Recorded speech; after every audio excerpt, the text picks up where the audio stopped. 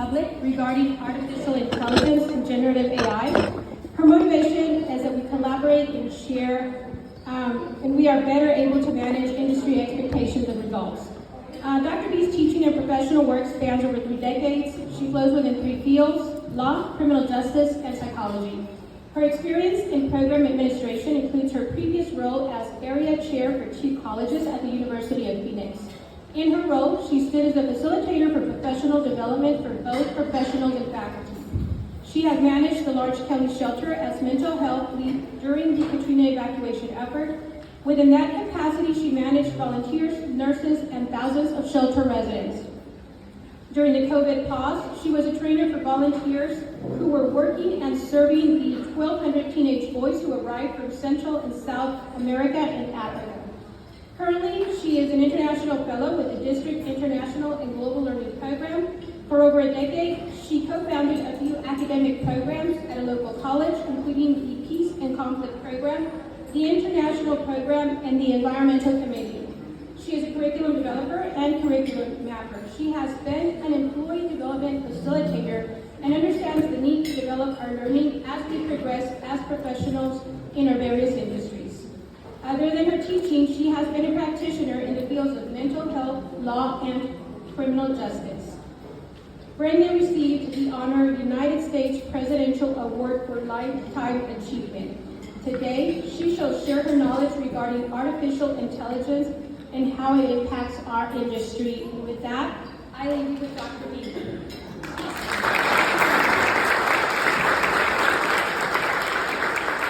Thank you. So, good afternoon. You're going to help me not to be so nervous in terms of, you'll have the icebreaker on. Thank you. He's got the clicker, I don't. So not to have me be nervous, so that I can help you all out, not to be nervous about AI. Let's do an icebreaker first. And the icebreaker is going to take approximately 10 minutes, 15 minutes to just relax, and then we'll go into learning of AI. All right? And during the icebreaker, I'm going to ask questions, so you ask me questions as well. And then when we dive into the learning of the field, then we'll hold our questions till later. All right, you ready? Okay, so the first thing is, with artificial intelligence, how long do you think historically we've been using it? Since the 2000s, 1980? So let's do a show of hands so we relax. Show of hands, 2000s, artificial intelligence. 1980s?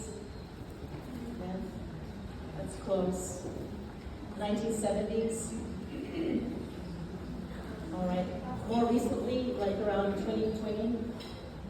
Okay, so let's dive in. Well, we're prepared for today, like I always do. I get the updated information for you because you deserve it. You're very valued by me. So updated information goes back to the early civilizations used artificial intelligence with machine learning. They were not as advanced as today. And so we want to show a few items now. Yes. So just to trigger your memory, because everything I'm going to share with you today, you already know. It's just that you have to bring it to the surface of your memory. So here we go. If we can go backward to the other slides.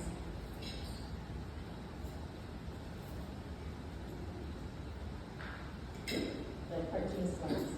Okay, so let's start with what we're going to learn today. First one. All right.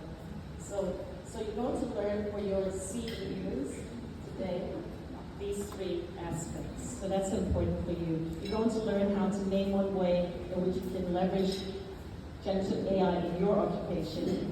And your occupation, from my understanding, could be human resources, but I don't leave it just like that. That could be other things, because just like me, I have 3 different occupations, and you probably do too as well.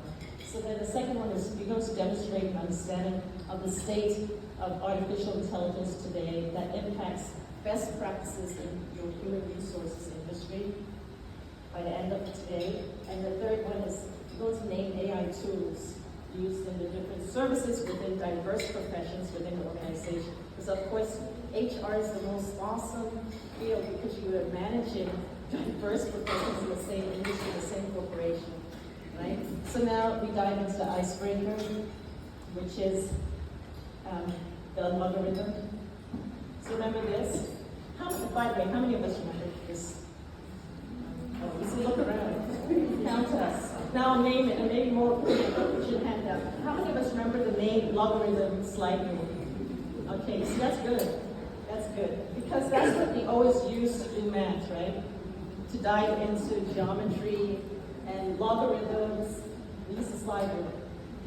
So I show that first because it is normal in our powerful nation. We're the most powerful, we're the most advanced. That's the update of 2024, because I reassure you, I always get the updates for you. We still are the most powerful by far, the most respected by far, the United States. And in the United States, where we're the most powerful, people are anxious about AI, right? But don't be. Because, for example, I supported you to learn about it. That's what I used. And I am so glad now we use the calculator when we take exams and tests. So in saying that, be reassured that I went, giving you catching on to my personality, to engineers to find from the source the best information for best practices that you need in terms of learning about AI and artificial and generative AI as well, and all the other tools. So the engineers of different types, I went to multiple, and they were meeting with me, and they updated me. So I've covered all bases for you, for your sake. And I wanted you to know that. So the next slide. So going back to when? In those days of Charles Dickens, when we had the bucking of horse, right? And when I talk about this, think about legal and policy. So when we had the bucking of horse, we didn't need the legal and policy or what we need for our cars now. Like, for example, the seatbelt, with the ping, ping, ping noise that's irritating, that has to do with operating condition, reinforcement, so you have to click it. That right there is a type of AI. So I want you to relax to know that you know AI. You can use it without thinking about it. You know your home connect device on your phone, you know that that's AI, right? You know that Google spell check, Google audio, that's AI, right? And what really scared us in general, because I'm talking about numbers, so when I say us, it means the percentage is high, so you're in good company. What really scared us was when last year ChatGPT surfaced, yet you've been using tools such as ChatGPT for at least 10 years. So let's go to the next one. So remember this in Charles Dickens and other books that we were happy to read in middle school and high school. They used to take this very seriously. This was advanced technology to be able to have a street lamp in the streets and give light. Well, now we use automated AI to turn it on, right? The digitalization. You know that. And even when they bust someone like me, because I may be going, let's see, half a mile over the speed limit, they can see that you're doing that, for example. So the next one.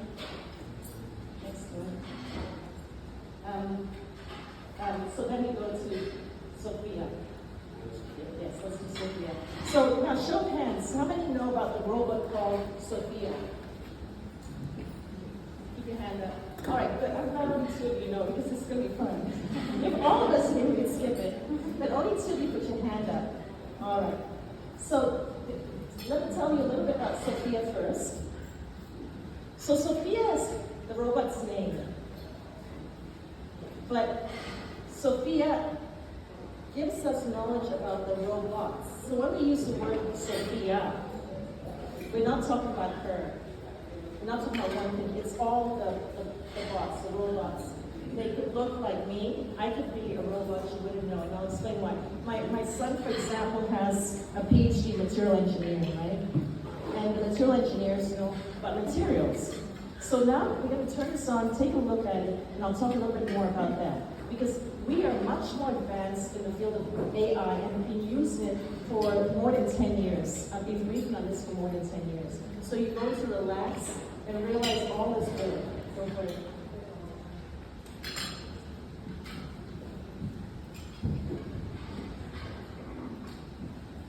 And we use Jimmy Fallon because we want you to relax breathe and exhale as you learn. And attention. Would you like to play a game of rock, paper, scissors, robot style? Sure. Okay, let's get this game going. Show me your hands to start. Rock, paper, scissors, shoot. This is to dominate the human race.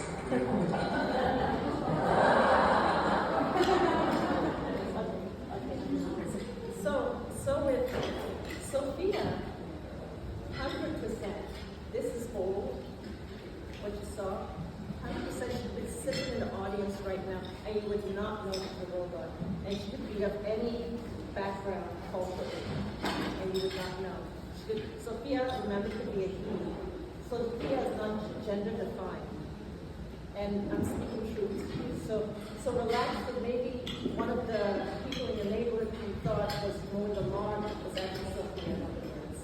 Right? So the next one would be the drone.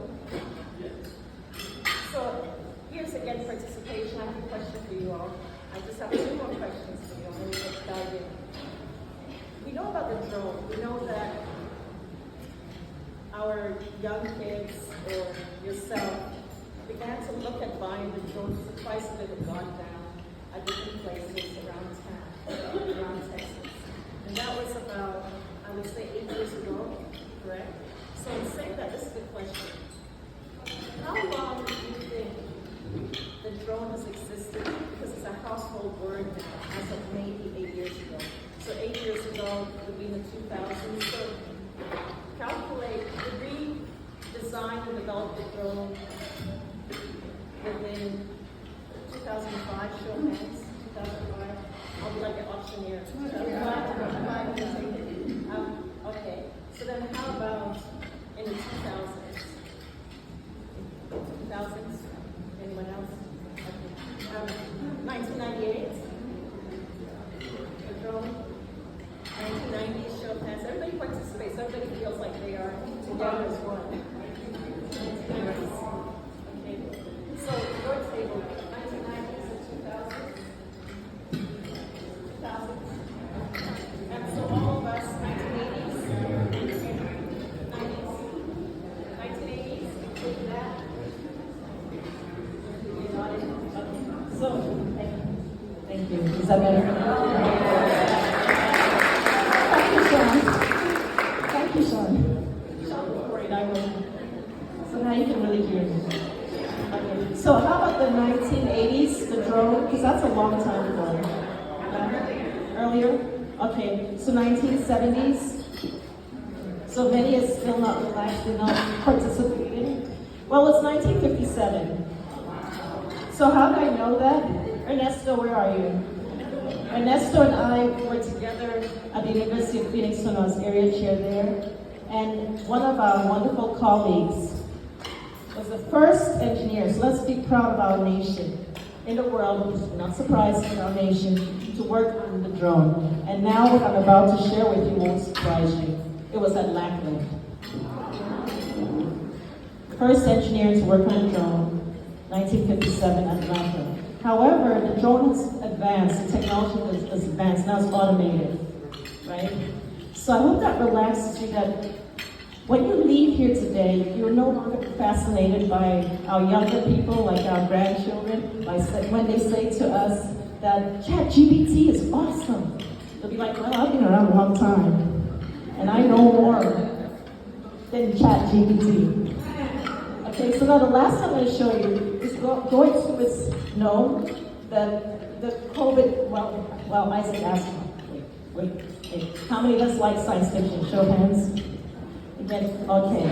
So as I started reading science fiction when I was 10 years old because of my older brothers, and I was fantasizing about every word because I was 10.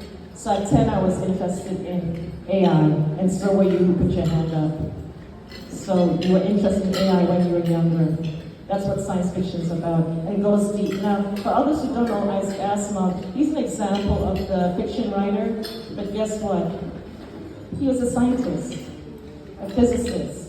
And so quite a few of the science fiction book she read was already preparing me for today, 2024. And you know about what the younger people are saying to us about the Matrix and so on. He was already writing about the Matrix way back in the 60s and 70s. So let's go back to ChatGPT. It's nothing new. So now we're going to know, and that'll be the last slide for icebreaker. Yes.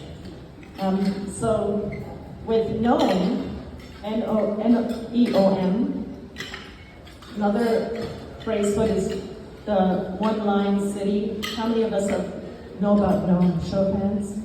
Okay, so we're all in this together. This is good. While we were worried about COVID, while we were shut down at home, Saudi Arabia, that has a lot of money, that are friends with us in the US, they were flying out scientists over to Saudi Arabia. Many scientists, brilliant scientists like you all. And they were building this city during COVID.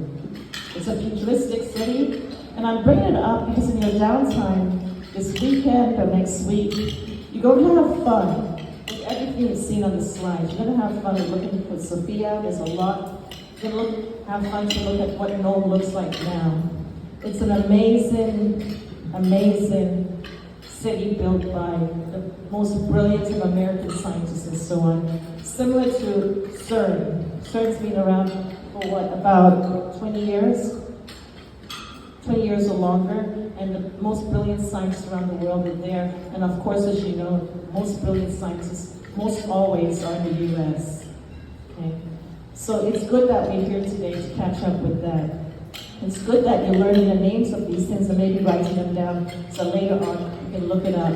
And within 30 minutes, you will really, really know about artificial intelligence yourself. Your brain will say, whoa, of course, I get this. All right, so now let's go to what we're going to do. Thank you. I think there's one more, Sean, right? I'm not sure, but yeah, we did all that. Yeah, we did all that. So now we finished the icebreaker. Any questions? Since I asked you questions, you have a right to ask me questions at this point. No? Okay, that's my legal self coming out. Forgive me. All right. So what I see as my job today, giving you a show of hands, because I was cheating a little bit, with a show of hands, I was seeing the temperature of us, valuable people in the room today. And I now know that my job is to communicate AI in a way that's fun and easy for our encoding, easy for different learning styles, so that when you leave here today, you're relaxed and say, I got this. It's what's being out there, floats out there, that's giving me some kind of angst or fear is no longer. So that's what I'm going to do now, all right?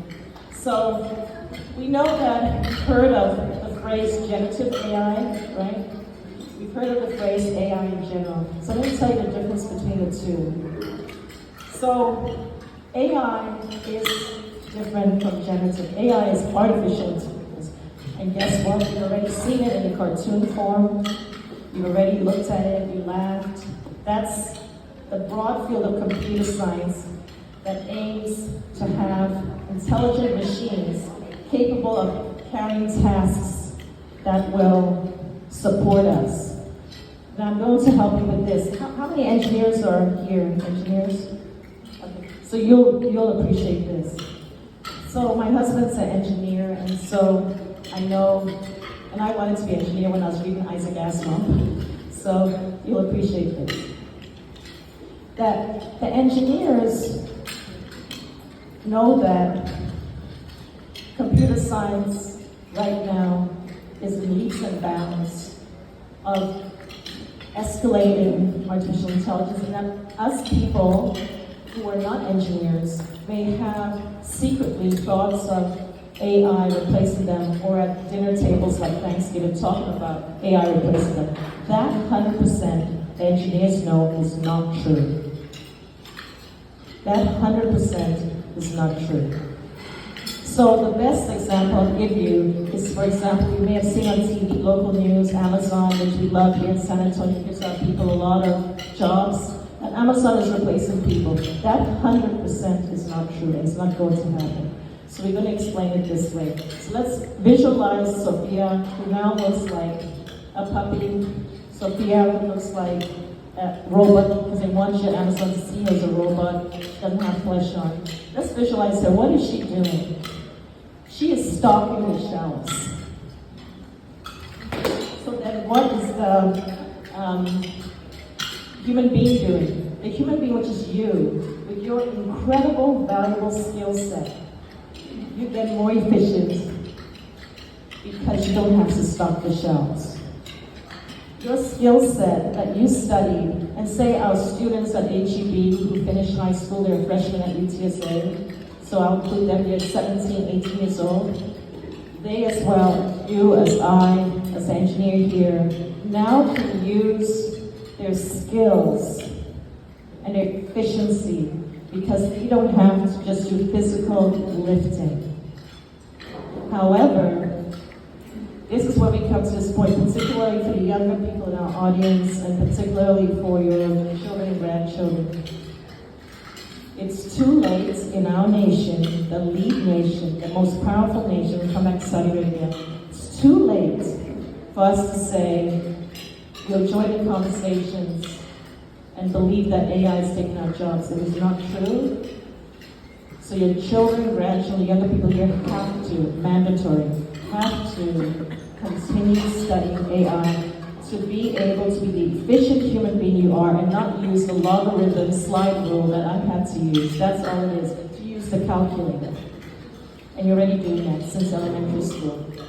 You have to do that, it has to be your CV, that you're efficient at the knowledge of AI, and that's what I'm giving you today. So when you leave here today, you walk out of here with the chin up, shoulders back, and know that you know AI. So don't join those conversations. I always tell my students, and I'm sure you do yours, Dr. B, that you walk out, shoulders up, and use the knowledge you learned, and have fun colloquially. Don't be a geek or a nerd like I am and how you probably are. Don't be a geek or nerd. Socially, you sit back, lay back, enjoy the conversations. Don't start teaching them. But you will have learned yourself when you walk out. But don't run to your spouse or your lover or your lifetime partner and say, this is what I learned. That's boring to them. Just relax, right? That's what we tell our students, especially in psychology. So with law, in the area of law and policy, because quite a few of you are interested in how we're going to regulate this. What are the security systems around AI, right? Well, guess what? I have the pictures up, so go back to pictures. You saw the cars that were pretty impressive. Only the wealthy people get that buggy and horse. You saw the street lamps with the candles lit. Only the wealthy people have that on the sidewalks. So the law catches up, because what's happened, like I said already, to the car, you have a lot of different laws that go along with your automobile, with your vehicle. With the lights, you have different laws that go along with that. In fact, we can call and we can go to a link and tell Bear County that the lights in your neighborhood is not working. They respond, they digitalize it and have it working. All right? So that's all AI. So now, more specifically to human resources, and back to generative AI. So the generative AI is different from what I just explained with artificial intelligence. What it is this, and this is what you really want to know. It focuses on creating models and algorithms that can generate new content or data. That's all it is. That's all it is. So you want to know how does it do it. Every one of us together in this room will know how it does it. So I'm going to talk about the drone, about Sophia.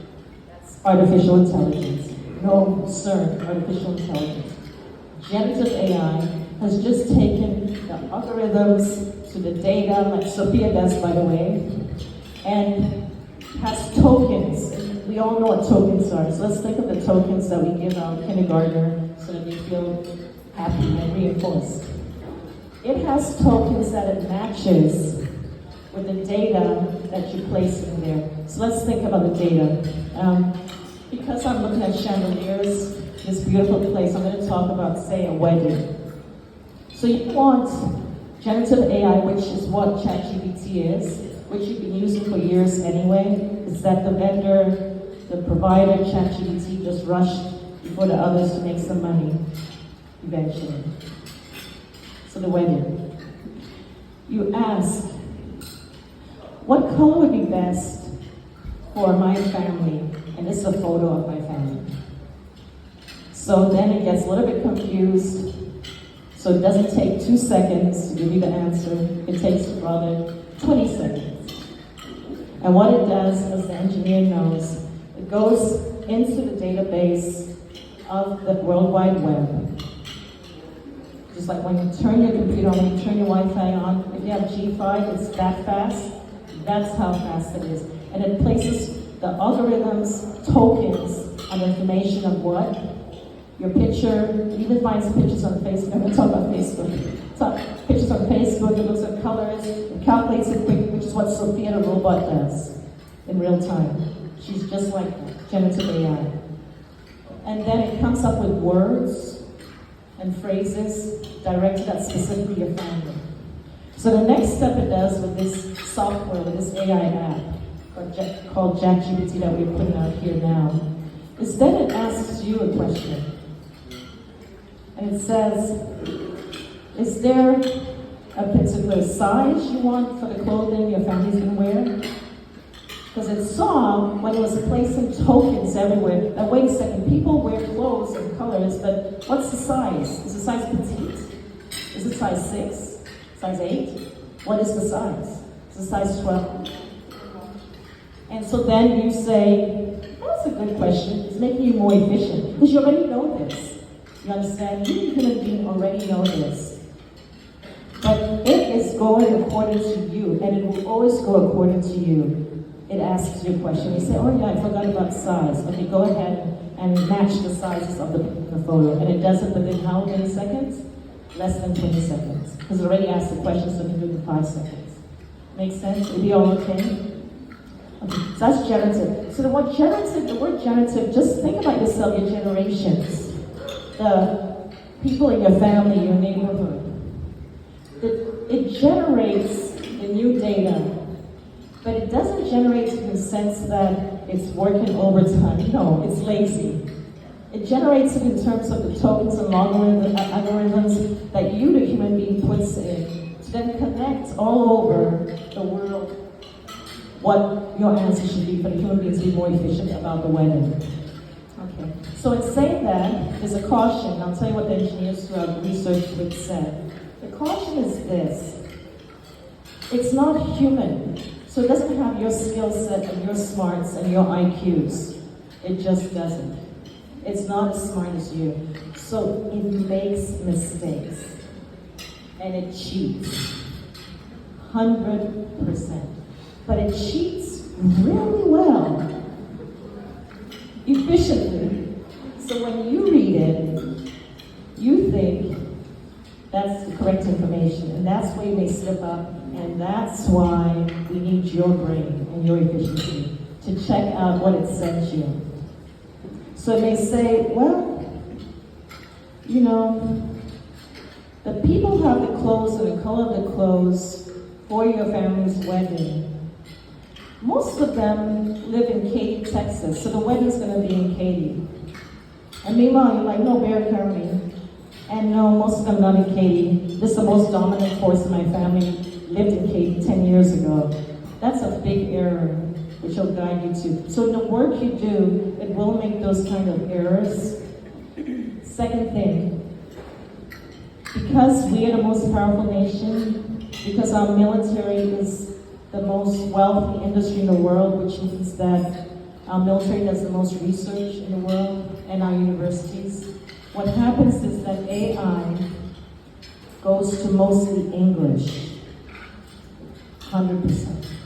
So you know that now too. If the tokens go and search out the English language. So let's think of, say, a place like China, which has, between China and India, they have almost half of the 7.4 billion on Earth now. That's maybe 8 billion now. So the place like China speaks Mandarin, Cantonese is the formal languages, and a few others. So would it go to the Mandarin and Cantonese? No. But wait, Dr. Lee, China is way ahead in technology. They oftentimes, I will say publicly, like to pair with our technology. Still, the United States is ahead, if you really think about it, of all the technology. And you know that because when you turn on media, if you do, including NPR, National Public Radio, you remember, but you're busy about your business, that the United States is the country that helps all the other countries more than our country. And during COVID, you saw that as well. So let's go back. So English is where we capture the information that Sophia puts out and that the software apps put out. So now you know that. So then, there are only 5 countries in our globe, our world, that English is the formal language, right? And yes, we're the marketers and other countries are catching up. So legally, we're having some issues with that, but like the buggy and the horse, the lugger and the slide rule, it's going to take a while for real to catch up legally. It's going to take a while. So no, it's not totally off the rails legally. The policy has been built, but 100% we have to be patient as human beings and law because it takes a while to catch up with how do we do this, because you cannot put the toothpaste back into the tooth tube. You can't. And so when you walk out of here, know that you got this. You got this, and you may have right now. That's why I did show hands too. I'm tricky that way. You have more information now than most of the young people in the United States. And I can tell you for the truth. And even at UTSA, where we have the best cybersecurity in the country, those are young people, and we are the teachers. We teach them. So you have more information right now than those young people who you praise to high heaven above yourself. Don't do that. You have more information. And I'm connected to the legal, and therefore the legal has to catch up. Security commissions and so on have to catch up as to what are we looking at here and there, because we can't put the toothpaste back into the tube. We just can't. So we're looking at security-wise, in terms of you human resources and IT people here and technology people here, we're looking at what do we do with the legal hackers. I'm going to talk about legal hackers, not the illegal. So the legal hackers we use and our national security organizations that you know, like in the US, say FBI or CIA or NASA, they're working on that. That's where the legal comes from as well, because every day we have a map, right? A map that pings, and shows who's attacking as non-legal hackers our nation. Every day, every hour, we see our country has the most attacks in all areas, including human resources. So you're concerned, right? But our IT guys are awesome. They're awesome. So remember the drone, 1957. They're way ahead. And the military is way ahead. It's so insane that the legal hackers we use, and we need the legal hackers to be able to go in and find bugs. And the legal hackers are just like you. Don't elevate them. I want you to know this, that in engineering, and you will support me with this, we're very micro. We're very specialized. You do the firewalls, you do the routers, you do the certificates, very specialized. And all of you in EPI know already that if you were studying the firewalls with, say, put your hand up, the engineer, you could teach them about it within, 6 months, anyone in here, because they're being specialized in hyper-focus. So give yourself more credit is what I'm saying. So the legal hackers, that's who they are. They become legal hackers for various reasons, don't assume. Some were 16 years old, they're just bad, so we make them good. They're finding the bugs in the system, and then they're writing, the lawyers are writing the policies. So don't worry so much about that, right? We have that the United States has different industries that's working on that simultaneously all the time. All right, so now let's look at first, I want to mention that what we're talking about today, generative AI, ChatGPT, AI tools that you can use to make yourself more efficient, which are fun for you. It's not a monopoly. ChatGPT is not a monopoly. It just annoyed a lot of different industries that when they put it out so quickly, they started trailblazing too, to rush to go ahead of them. And now Cisco and other places are joining up with different universities and so on to rush because they saw that ChatGPT didn't hesitate. So it's just a race of time. And it's going on all around the country, and it's not a big deal. It's what you would do to get the best candidates, so you're the best on board with human resources, right? So it's called not an individualistic monopoly. It is not. It is all of us, and that's why I bring up the legal hackers as well. Because all the legal hackers do is they play around, they have a curiosity like you do, because you're all skilled, you all have your education. You have curiosity, the scientists, and that's all they do. They say, okay, this was put out by Bear County to improve the roads at 281, 1604, and the bridges. So let's just play with it because it's fun. They have fun with that. So let's just play with it. We have no preconceived conceptions. We have no assumptions, because they know assumptions always lead to the wrong thing, and you know that too. So they just play with it. And when they play with it, it's ooh, I got in. Hey, China can get in too. Let me tell you, legal hackers. You're like, oh man, we have to fix that again. But he's excited, he's an engineer. He's like, I can fix it in 2 hours. Now I know. So we all have blind spots, including the engineers, and 100%, that's what the legal hackers do. They don't, no one tells them what to hack in the industry. Nobody tells them what to look for because we have blind spots. They just go and have fun with it. And some find it in 5 minutes, some find it in 2 weeks, and then they show off with each other. And when they show off with each other, because I don't know if you know, they have conferences like once a year around the world, and they're really showing up there. They want to be the best, like the Olympics. They want to win the gold and the silver and the bronze. They want to do that. And therefore, they're doing it every minute of the day. Where? Which country? Our country. Why? We've got the best Wi-Fi. We got the best computers. So don't be too fearful about the other nations that I'll not speak of. Now, Saudi Arabia. Saudi Arabia has a lot of money. We do too. Don't forget us, we do too. But Saudi Arabia decided, based on their angst and environmental issues, they decided they need to put their money in certain things. So I'll just give 2 examples. You already saw one, no, because of the drought that they have, this desert. And like Israel in the past, they turned into the desert successfully into green spaces using AI and great efficiency. AI can figure out all over the world on the computer network, conversations on Facebook, what the farmers are doing around the world, what's the best fertilizer and all that, within minutes. That's efficiency. But you still need the human beings, the farmers. But we human beings can't do it that fast, so we are glad we have AI to do it for us. So they have no, one line. Okay. Sophia,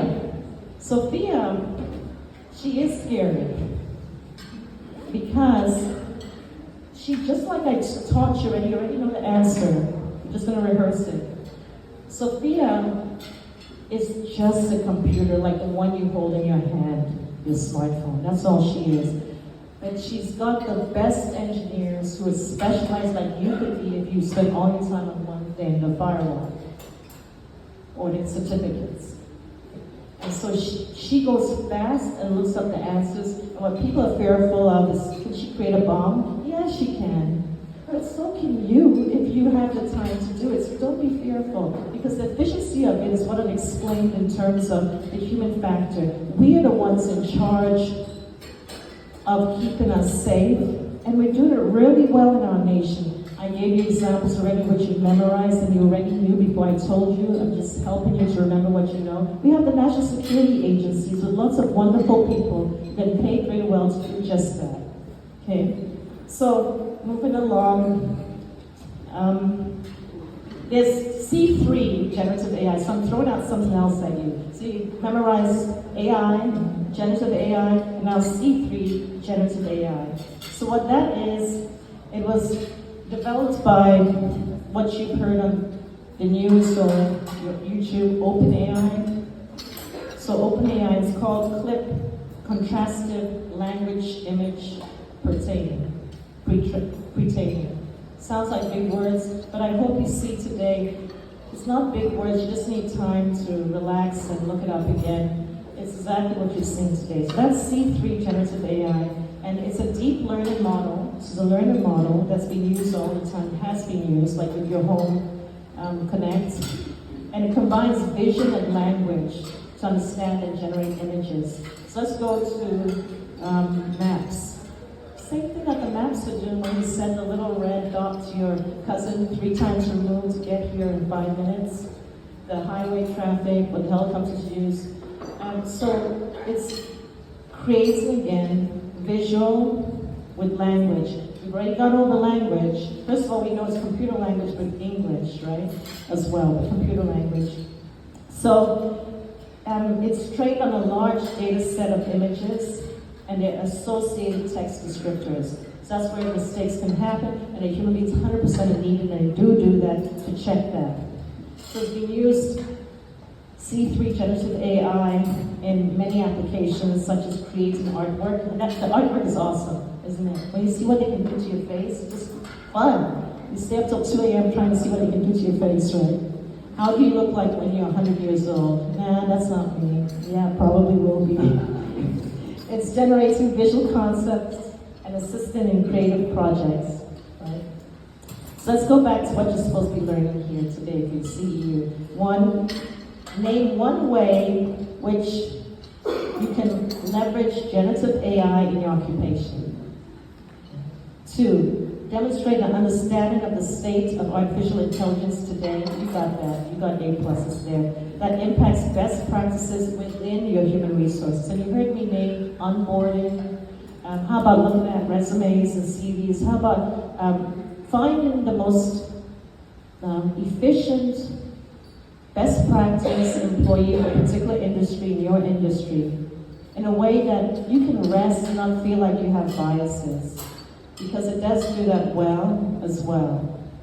And then you have to name how AI tools are used in different services, given not just your job, but the diverse professions in your organizations. And then the security team, the IT security team, has to really work on that to be able to keep your industry safe. Okay. So, moving on, let's go to specifically your work. Use an example of, we've done efficiency, let's do the speed. So you've all studied hard, you've all used your time, energy, and financial resources to study hard, so you know what speed is about with your job. And you're like, my supervisor, who I love completely, I would give him my house and car and everything, that's how much I love her. They need this like 5 minutes ago, and they need it, and I trust them. What can I do? AI will tell you what you can do, and then you are needed to tweak it. You are needed in your skill set. That's not cheating.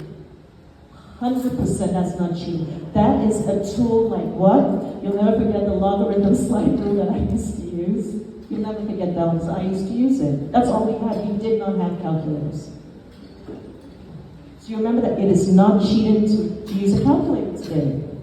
It's not cheating to see what your wonderful boss needs 5 minutes ago for real, for good reason.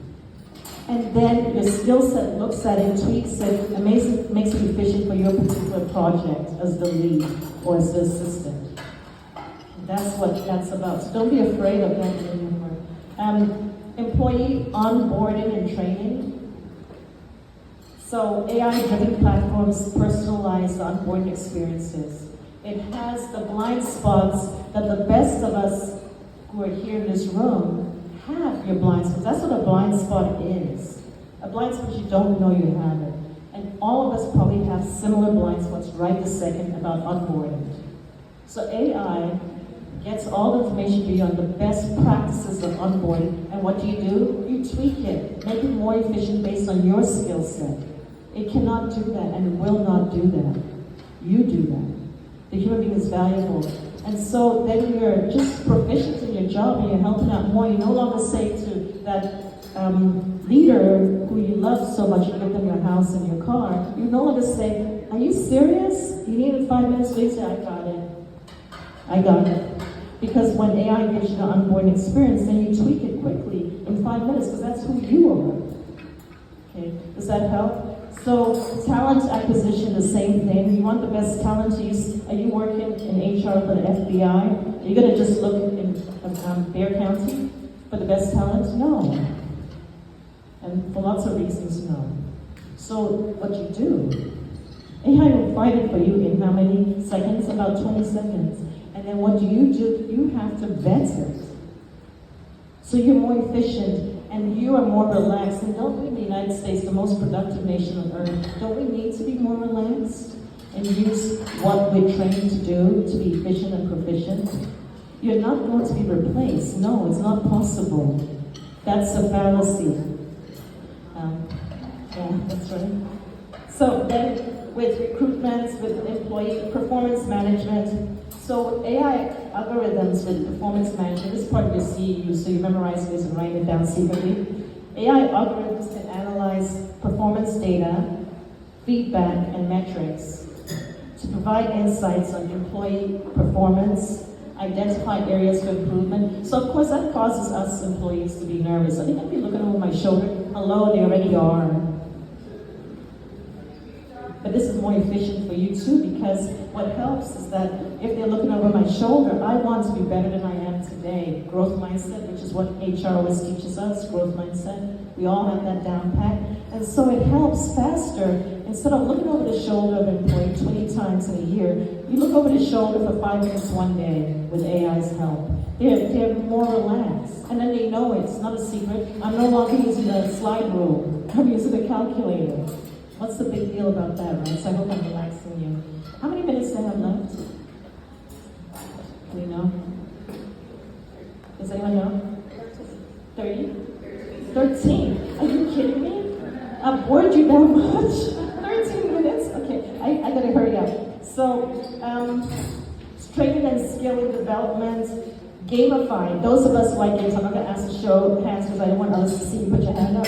So gamified learning experiences, we've been doing that forever with simulations. And by the way, I just want to throw this in. The simulations we've been using for the police and others, fire and so on and so forth, agents, Interpol, they actually have morphed our children's brains. I just want to say that, and that's just extra information. Our children's brains are different from ours who are in my age group. They really are. Because the gaming helps that to happen, and they are fast. We know as much as they know, but they are fast in doing it. Like, for example, who's the hostile in here? Who's the hostile? Who do I shoot? Texas, so I can say this. Who do I shoot first? Who's the hostile? They can do it faster. It'll take me 5 minutes. It'll take them 3 minutes. So again, walk out of here with your chin up and your shoulders back because you're awesome. Don't give others so much credit. It's just in terms of minutes. You can do it as well. And especially if you're specialized in the training. So how does AI, and I'm saying AI, I'm not saying generative AI, you see the difference now, you understand the difference. How does AI impact best practices within your human resources industry? Okay. So it has significantly impacted your human resources industry by revolutionizing traditional practices, which you all know, and introducing new technologies that enhance what you've already studied here: efficiency, effectiveness, and decision making. You got it. You got A+. You know this. That's it. And here's some key ways, which I've brought up already: recruitment and talent acquisition, integration with HR systems. Remember how the integration is important? Remember when our president, George Bush Jr. brought together all the security agencies, and we had angst, and they were all nervous, and they didn't want to join together. Now it's like, oh, of course we're supposed to be together. So we human beings, we sometimes get anxious, but we know the anxiety will go away. Okay. So now look at AI tools in different services, given the diverse professions. That's number 3. So you've done number 1, you've done number 2. Is customer service. AI-powered chatbots are used to provide instant and personalized customer support through what? Websites, messaging apps, social media platforms. And our social media folks are really excited about what they can do now, but about half of them or more are secretly anxious that I can't learn this stuff. Please, no. It will teach you how to learn it within minutes. You just have to put aside minutes to learn how to do it, and you'll be able to do it. And you get together with someone like me or someone like Dr. B or John or others, and they'll help you within 2 minutes on how to use that app. Just like you did when you got your apps off of Androids or Apple, right? Sorry, Apple. And human resources, virtual onboard assistance, the AI chatbots, training and skill development, feedback and performance monitoring, virtual reality. I haven't talked about that. So the virtual reality onboarding simulations, they're fun, and we've all done them. Those are the compliance things we have to do, and we don't cheat, we don't leave it on, go to the fridge to get carrots to eat. We do it, we sit there and watch all the cartoons. That's what that is. We do it, and so HR can check us off and say, you're good to go for the next year. So it makes those virtual reality onboard simulations, folks. You use that, and you guys create it, you guys put it out, and the copyrighted people sell it to us to use it as well, right? Marketing and sales, finance and accounting, legal services, and content creation for those compliance things we have to do, and we don't go to the refrigerator while it's going on. We listen to all of it, right? To be honest. So, let me mention something new, the natural language processing. So that focuses natural language processing. That focuses on enabling machines to understand and process human language. So we also thank our engineers who have been doing this for us, and they find it fun. They don't find it difficult. They find it like a challenge, and they stay up till 2 a.m. to do this. So that's their part of the human resources whole, right? So now I have, 5 minutes left?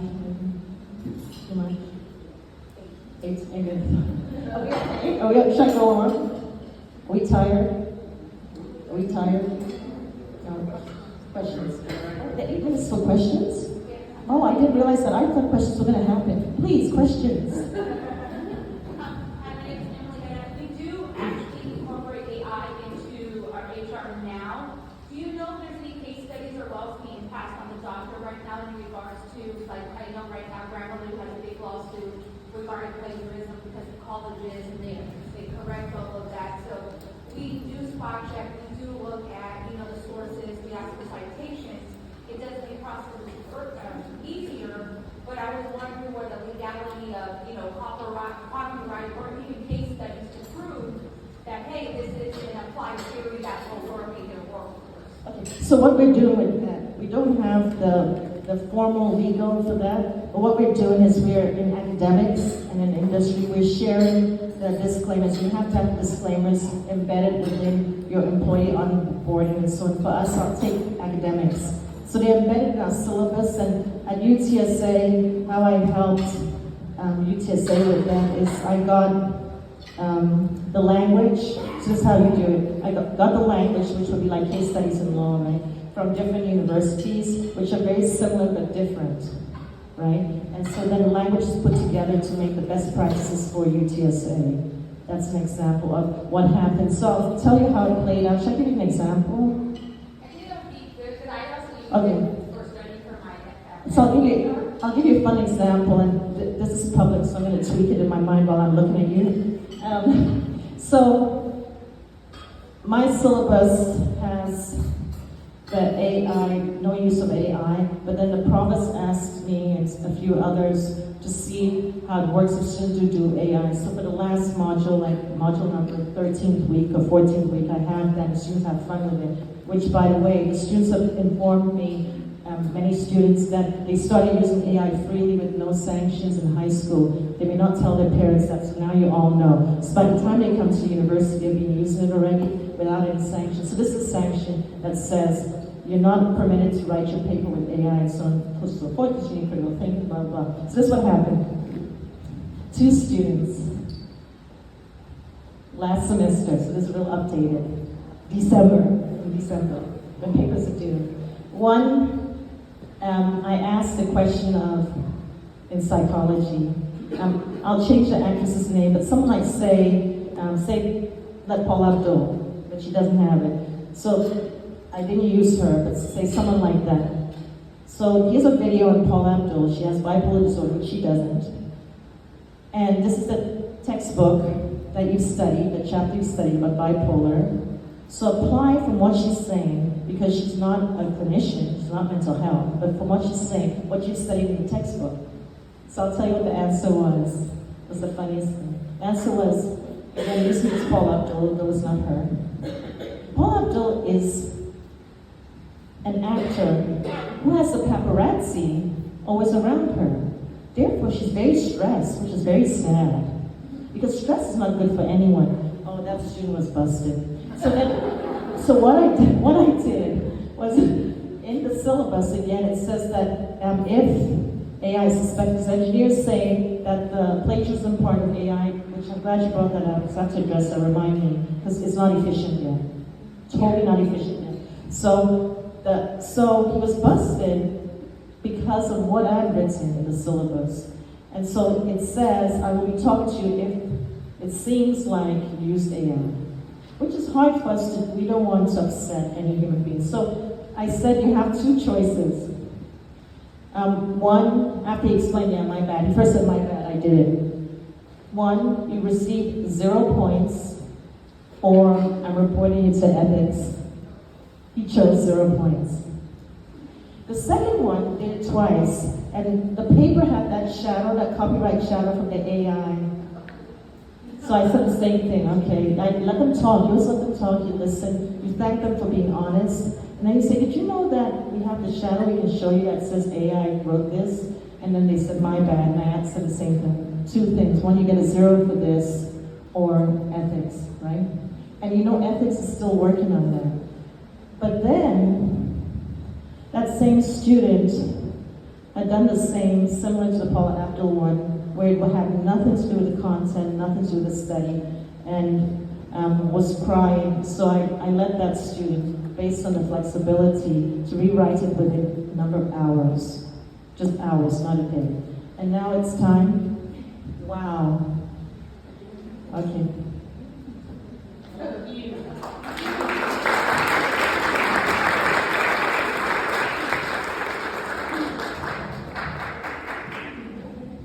Well, thank you all for coming and listening to her, to our wonderful speaker here on AI. We'd like to present her with a certificate. And we are going to donate to our SHRM Foundation in your name as well. So thank you.